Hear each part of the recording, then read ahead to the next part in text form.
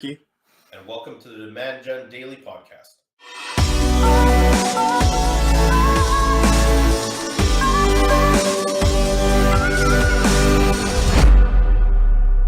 Please remember to like, subscribe, ask us questions.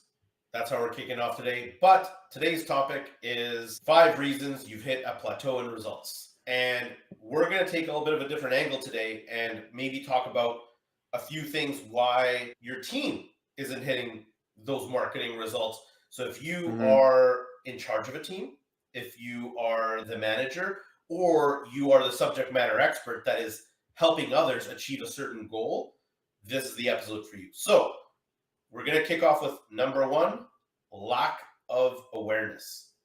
So when you think about any kind of limit against some sort of opportunity, sometimes we know that there's something blocking this, or that we need to put more emphasis in certain areas, or we have an epiphany where we get it. So like we've completed and very good marketers are generally a combination of a little bit creative and also these like tinkerers where they're puzzle solvers. The problem with that generally though is that when you solve the puzzle, you're like, awesome, I solved the puzzle. And then you, for some reason, think that everybody else knows. But if no one else knows, they too cannot also fix the puzzle because only you have the answer. Cascading that down creates that awareness. And by having that awareness, those other people can then actually work towards the same thing that you're working towards because now they see it as well. Yeah, and I was going to say, I think also when we're talking about a plateau in results, this is all about reporting as well. If you don't have the systems in place to tell you what's the trend, you're not going to know where you stand. So you need to have really good reporting, weekly, daily, depends on your data volume, or monthly reporting. And that's going to give you that awareness that, okay, there is a problem. We've hit a plateau, or maybe it's going down, but now you're going to see it. Absolutely. The next one is lack of recognition or agreement to the importance of something.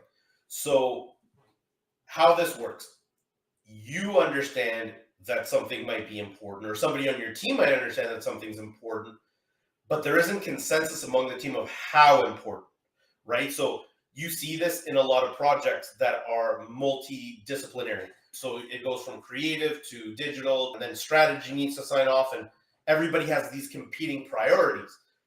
So certain people will do the work very quickly because they think this initiative is very important. And then it gets handed off to the next team, and the next team's, yeah, we'll get around to that.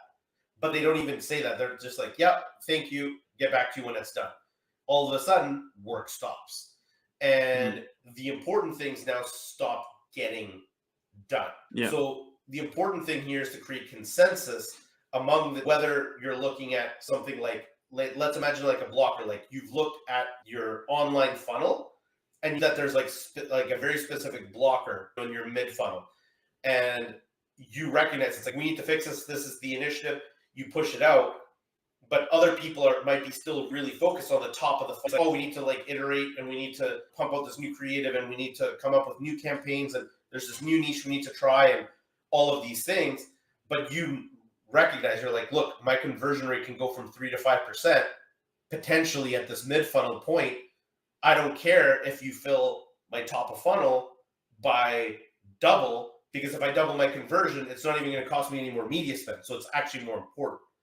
But getting alignment on that, again, on how important that is, I always recommend to people, all of your initiatives, whether you're like, it depends on your project methodology, rank order them. How important is each one? And then have regular meetings with the team so that they understand what are the bottlenecks and how important is each one, and what the potential upside monetarily is of fixing these. Yeah, this is where you can really waste a lot of time, spending time working on things that have a ton of diminishing returns. You could be working to improve something that if you do improve it, you're not going to get much of a return. Meanwhile, maybe everybody else is on a different page about what is actually important about driving results. So you have to get clear. And at this point, so you've got awareness of the problem. You've also recognized potentially and agreed to the importance of the issue and what aspects of it are important. What comes next, Nick? So After those two, lack of perceived time. And so this is again, is this also part of the how important is it? Like the previous step, a little bit, because we know the age old adage, there is time for everything that you find important. However, there are times where, for example, like coming into Black Friday or coming into like big campaign season, there might legitimately not be time, or at least the perception of it. So this is where going through people's calendars, like and getting very granular on it and saying, can we carve this out 2 weeks out, 3 weeks out, next week, whatever it is. Start filling people's calendar time with focus time to work Mhm. on this opportunity to beat that plateau comes into play. And one of the common challenges when it comes to perceived time is organization. So if you are well organized as a team and individually, you're going to be able to create the time that you need to focus on those important things. So if you basically are coming into something like Black Friday and you are completely disorganized, then you will not find the time to do the things that are important. Yeah. And up next, we have a lack of skills or how to. So, look, all of these kind of fit together in a strange way. So, lack of perceived time, lack of skills or know how. What happens when you don't know how to do something really well? It takes a long time. So, whenever somebody says, hey, like this, I don't have time to do this, the first question I generally try to ask people is, how long do you think this task is? Just give me an estimate, right? Because if I've seen other people do that task, if I have experience in that area or know somebody that has experience in that area, I can ask them, like, look, it's like this thing we're trying to deploy. Like, how long do you think it is? Oh, it's 10 hours. Oh, interesting. Because this person just told me that it would probably take them 30. So, Mhm. whenever you see gaps like that, either A, the context is off, number one. But if it isn't, it's generally a skills gap, and that person requires training on this thing because the better you are at something, not only the better you do it, but the faster you do it as well. Yeah, and this might also be a case where sometimes that lack of skills, it's not just about going and watching a video on YouTube or going and reading a blog. Some of these skills are developed over years of experience working with enough data and enough campaigns and enough different scenarios. So some of these skills are developed over time. So you may be missing some of the critical skills where, you've been able to get to a certain point, but to get to that next level, you just don't have the skills personally or within your team.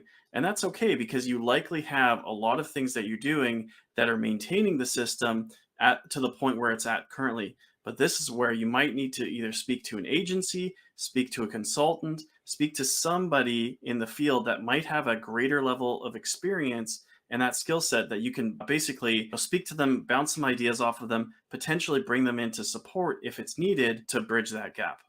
Absolutely.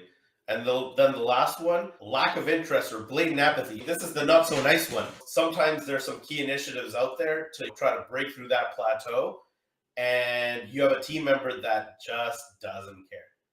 Either they're checked out, they don't think it's important at all, and it's just blatant apathy. So like they're walking out the door, and you just don't know it. All of a sudden, they're holding up this project because they're working 20 hours instead of 40 or whatever their schedule is. So that's on the blatant apathy side. On the lack of interest, it could be that they also think it's important.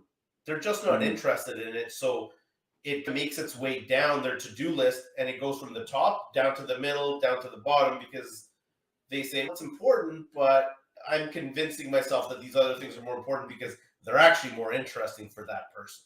So if you have a bigger team, this means finding a new home for that outsourcing bid, potentially giving that person that work that they're interested in, or using the work that that person likes to do as a reward mechanism. Hey, I know this stuff. I know you don't like it, but you're good at it.